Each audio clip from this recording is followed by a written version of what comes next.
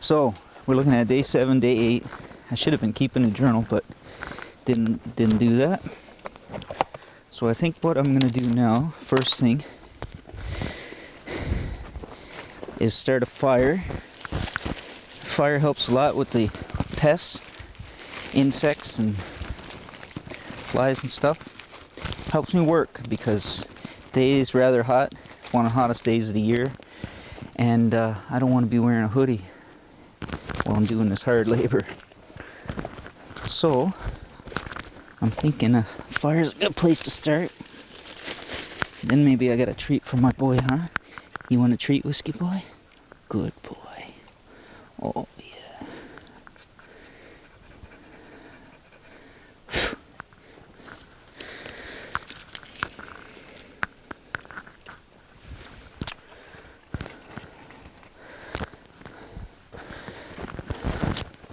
So I got a little stash of cardboard and some dry wood underneath the sawhorse that I built. It's good for getting things going. I am going to demonstrate primitive methods in fire starting, but for now, in this preparation phase, I'm just going to get a fire going the quickest way I know how, and that's spark, fuel, and oxygen. I use a lighter, piece of cake, and these wood shavings that I've been accumulating are excellent tinder, so this won't take long to start a fire.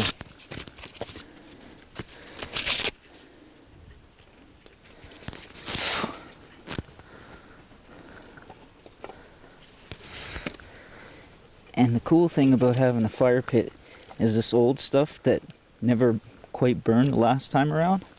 This is good fuel as well, because it's already prepped for a flame to catch to it. This will be the base of my hot coals now in a few minutes when the fire gets going.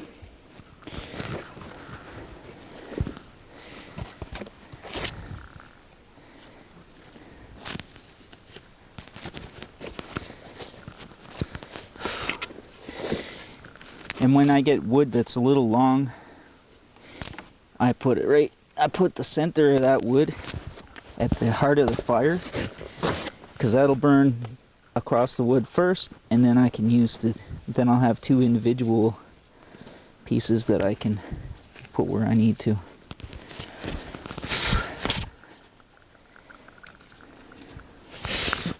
That's a good bit of smoke. Let that fester. Okay, so what I've done here so far is I've worked on our posts. This is the foundation of the camp. The idea of debarking each of these limbs, these logs, is to let them dry out, so they're better building material once dry. Of course, they also look cooler, and that's the main reason here. Well, also, you do want it dry if it's going to be a regular shelter that you want an ongoing shelter. If it's an actual lean-to in a survival situation, you don't worry about stuff like that. It's not meant to be pretty. It's meant to sustain life, comfort.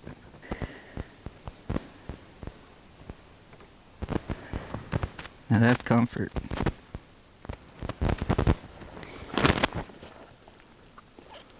Is this a nice place for a camp, Whiskey Boy? Huh, Siggy? Oh, what a good boy. Did you catch any squirrels? Not yet?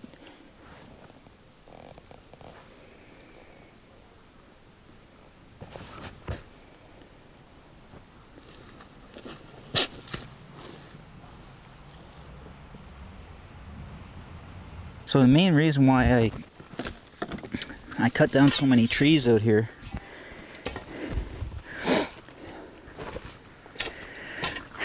was because I needed some space right here. So there's a few little trees gone right here. This is where camp's going to be. This is the back wall. I'm going to dig out some more of this wall, let some of these big rocks fall down. The rocks I'll use later, but what I want to do first is get a good 90-degree going at the back of the hill. So that could potentially make my lower wall up to about this height. I'll go straight across there. So that brings it up to here. Now we're going to have our roof start from about 4 feet, like I guess around here, and start up this way. That'll give more headroom here. There'll be a bunk here or a table or something, but it'll add that headroom. This side is open to enjoy the fire pit. And this land, like I mentioned in previous, I mentioned on an MOS shot, because my audio wasn't properly functioning, that this is going to be like a camp area. My sister and I sharing this land. We don't really want to develop it. There's a lot of big development going on around here. Beautiful camps, stunning view. And we got it too, but I don't want to cut this down. Just to cut these few trees that I've done kind of makes me feel bad. But I had to do these because there's an access road going up here behind the camp, and like this is the camp. I'm at the far corner of the camp. It's really a great location for this type of shelter, built into the ground like this. This is going to provide such a good insulation.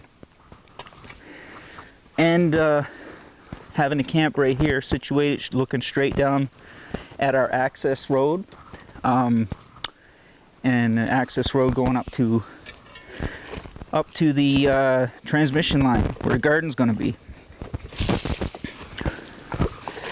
So as I dig it out, I'm going to have to come through and cut a trail. I'm going to use, if you can see, this is rotten wood. Beautiful rotten wood. Now this wood, I plan to, you can't see that I guess. You can see this. This is a rotten log. There's lots of rotten logs around here. What I plan to do is gather up this rotten material, bring it up to the transmission line, mix it with some biochar, specialized soil that I'm going to enrich the nutrients by doing a primitive method known as biochar. And this is what I'm going to implement in the garden up above. So I'll bring you up to the garden here in a minute, just so you can see where the trail goes.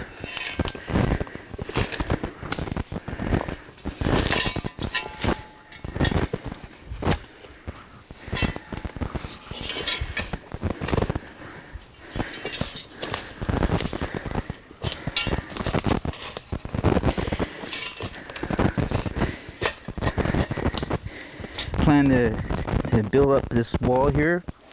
This will be the edge of the camp. I build it up so high and then create a trail that just walking trail up around. The road that I've cut through, that's basically a road. I'm going to use my all-terrain vehicle up there with the trailers and stuff for dragging material, dragging hopefully a luscious yield of vegetable at the end of the season. And also, I want to make it more user-friendly. I've got a lot of plans of transplant wild edibles. I want to be able to get up there easy when the time comes. And when I get a proper production crew out here, I'm going to need to make it user-friendly for anybody that's not accustomed to this type of life. It's too hot, huh? Go drink some water.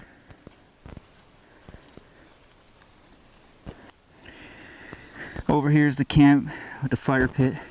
That pallet I just got laid up against my sawhorse, which just got some good dry material underneath it for starting fire at this point. My logs that I've already peeled in preparation for building the foundation of this camp are over there drying under a tarp when I'm not here.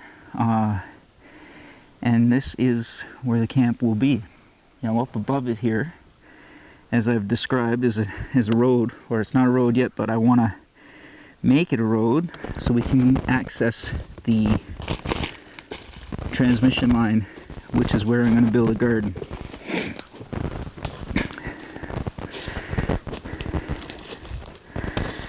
So here we got some pretty good cover right here, so I had to turn the ND filter off. But as you can see on the ground, oh, good job, Whiskey. That's our log. You make sure you mark it for us. It's not yours, it's ours. Okay, so if you look on the ground, everywhere here is all of this organic material, tree limbs, leaves, stuff that's just decaying. It's perfect for compost and enriching the soil. Now the soil in this area is already fantastic. It's rocky, so I'm going to have a lot of labor ahead of me digging it to an appropriate gardening material, because I got a lot of rock to dig out. But here we're at the top of the property.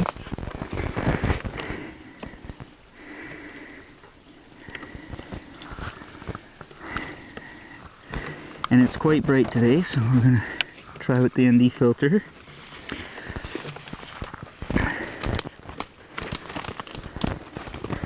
That's right, that's our land. You tell them. So the soil that's here is really rich, as it is. But it will be beneficial to boost it up with nutrients. And also, I don't know if you can tell this, it's so bright. This is a hill, and pretty much can't do anything really with this hill, so that's what inspired me to turn it into a garden. So for years my sister and I, we lived away, and this land got overgrown, and I guess about maybe 15 years ago I started coming in here and checking things out. I cleaned it up, cut a lot of overgrown area. It's still pretty overgrown, but it's getting there. One of the things I did do here, build a tree house. Tree house for the kids in our family, in our life. But then I moved away, and the tree house basically got neglected. When I'd come visit, we were lucky to get out here maybe 4 days out of a year, sort of thing. Not that it's far, it's just not, well, it is kind of far from our home. But we were on vacation, and we spent time out here camping, and it was great. Now I live here and I work, so I'm not as free to be out here. But if it was up to me, I think if I had my shit together, I'd be out here all the time. I never leave. I spend my time hunting on the hills here in the back country, fishing in the river that runs through the valley, hiking. There's every peak in here I want to see. There's only one that I've been to, well, a couple I guess. But the main hiking trails, it's something to see here. You could spend your time just doing that. Get out to nature, it's what you got to do. And if you can't do it, enjoy my channel, because I'll get out there and do it for you. It's multi-tiered. Up there is where our tents would be, and there's our parking area into the access road. And this, as I mentioned before, is the tree house and the area that I've worked in previously. Now, as you can see, kind of looks like a dump, and not proud of that. But basically what I do is, if I see some materials that I can use to build or, you know, invent something better, I'll grab it. So I got a lot of pallets hanging around.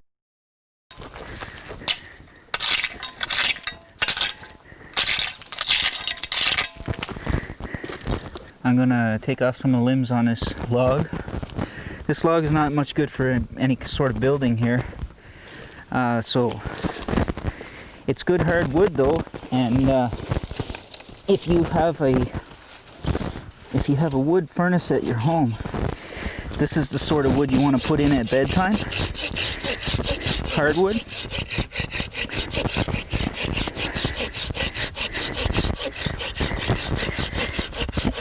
It'll burn through the night. It'll hold the heat better when you wake up in the morning. You might even still have some coals in there. You can add a bit of wood to it. Keep your fire going. Perfect. I'm at a point now where it looks like I'm going to have to break out the pickaxe.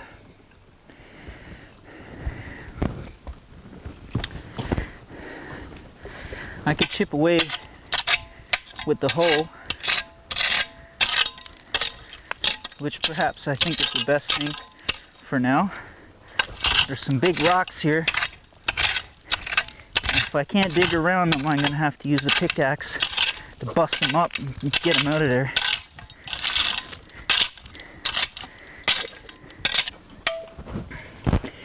If I can get the pick in, I can leverage behind the rock.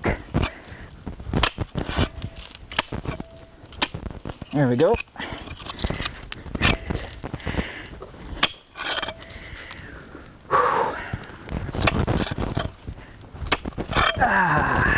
There you go. So yeah, nothing easy about this. But anybody could do it. Look at me, I'm just a fat middle-aged guy. Put my mind to this. I'm gonna build a nice shelter here. Don't you pee on my rocks? You peed right on my rocks.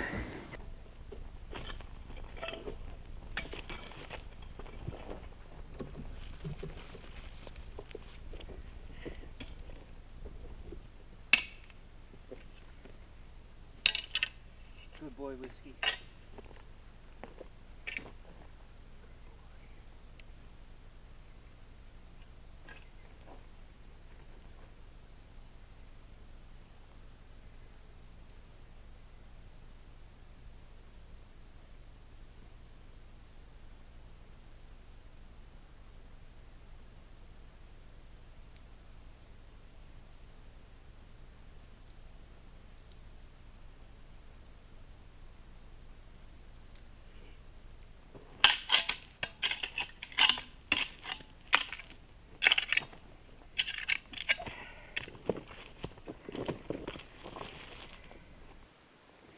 One thing I learned from the elders is how to split a root. How to split a root for basket weaving. This is best done with spruce roots. Now that might be what I have here, but I'm not sure. I just got it from the ground, but I do want to demonstrate. All I'm doing there is softening the core of the stick itself. I cracked it there, so maybe I'll just start from there. Yeah. So when you're peeling this, if you find that you're going off to one side like I'm doing here, you want it straight down the middle best you can. If you find that more it's thinning out and you're losing it, then you pull from the opposite side and then it'll get a bigger bite. See that? Now it's in the middle again. Oh, you can't see that because of my stupid hand. Yeah. It was split following along and more took to this side, starting to lose some of the thickness of the root. So you pull the opposite side because you want as much on both sides as possible. This is your material that you're using for basket weaving. And then you just go down the middle best you can.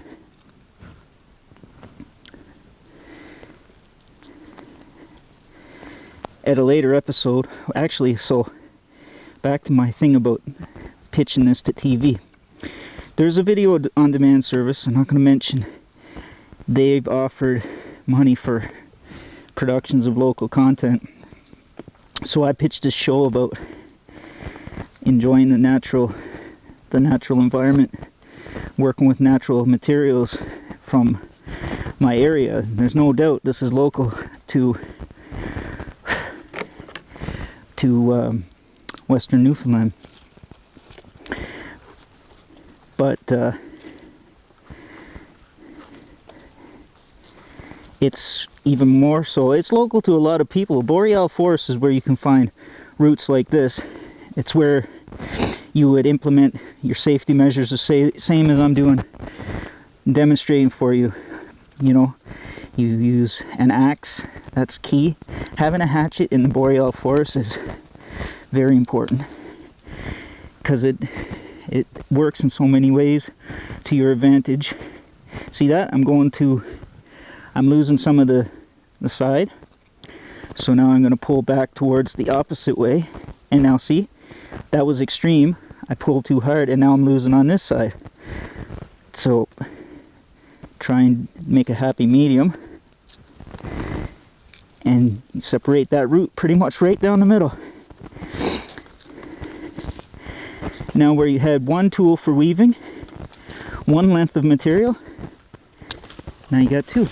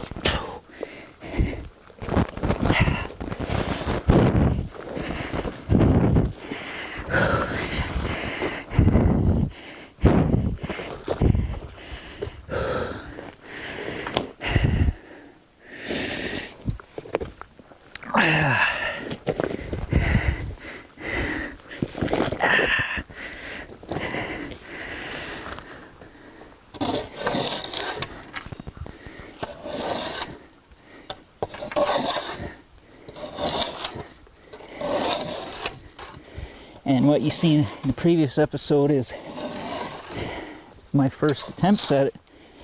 And I thought I'd get it stuck. I thought I would dig in and end up butchering the log. And I do. But it's actually easier to use than I thought.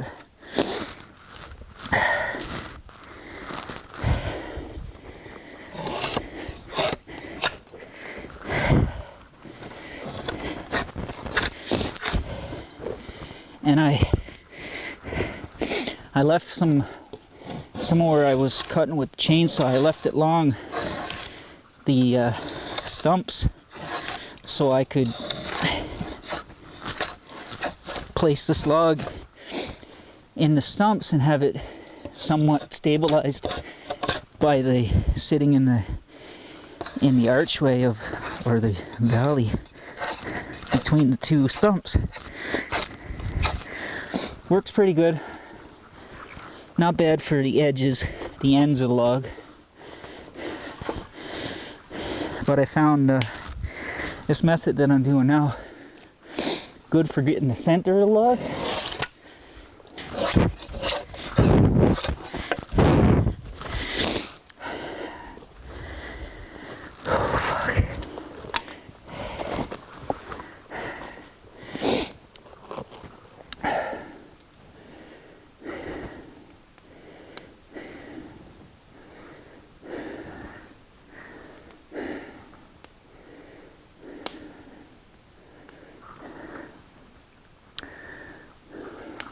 My goal today is to debark 4 logs. So I've done two.